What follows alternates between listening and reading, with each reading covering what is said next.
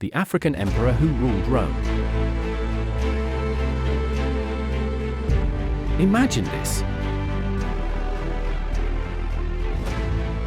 The mighty Roman Empire, stretching from the deserts of Africa to the cold forests of Britain. For centuries, its emperors came from the Italian heartland, born of noble Roman blood. But what if I told you that one day, Rome bowed to a man born in Africa? A man outsiders mocked for his accent, his heritage, his provincial roots. Yet he became the most powerful man in the world. This is the untold story of Septimius Severus, the African emperor who ruled Rome. Our story begins on the sunlit coast of North Africa, in the bustling city of Leptis Magna, modern-day Libya. It was the year 145 CE when Severus was born into a wealthy family of Punic and Berber descent. To the Romans, he wasn't truly Roman. He was a provincial, an outsider. But Severus had a fire in him. He studied law, philosophy, and literature, and at just 18, he left his African homeland for the marble streets of Rome.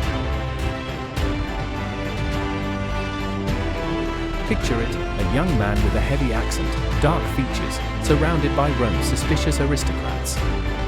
They sneered. They doubted. But Severus didn't care. He was determined to rise. Severus entered politics, served as governor, and proved himself as a brilliant military commander. He won loyalty not by wealth or words, but by discipline, courage, and strategy. Every campaign hardened him. Every victory brought him closer to the throne. And when Rome plunged into chaos after the assassination of Emperor Commodus, Severus saw his chance. 193 CE. The empire was tearing itself apart. 5 men claimed the throne, each backed by armies, each ready to spill blood.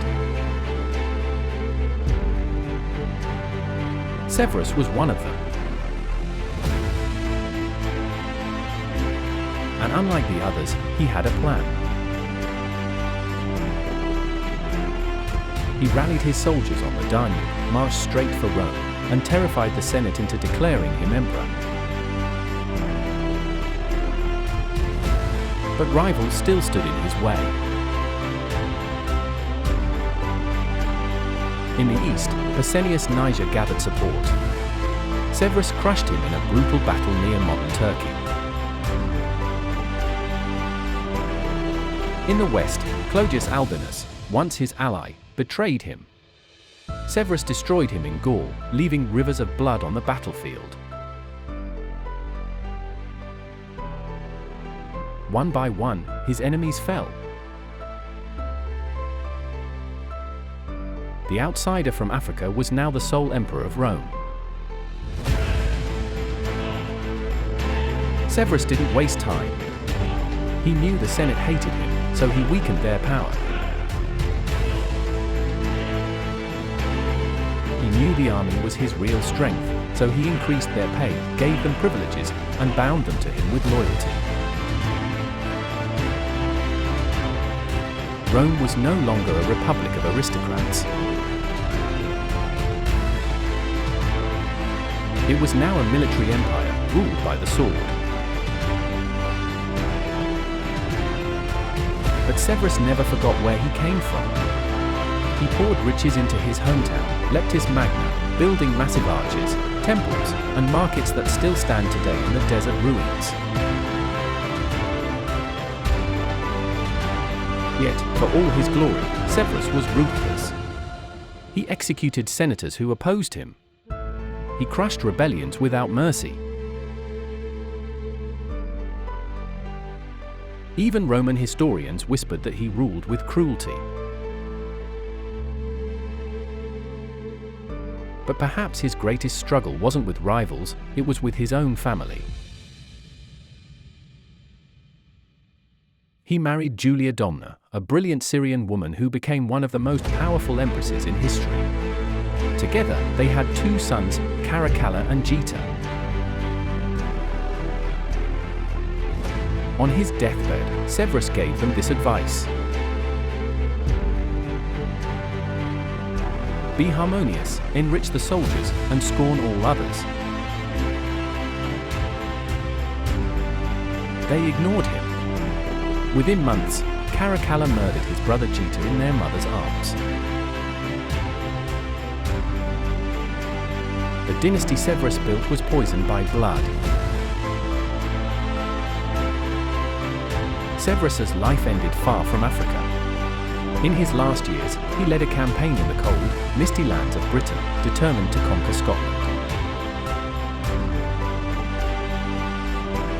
Old, sick, and weary, he had to be carried in a litter, but he still commanded his troops.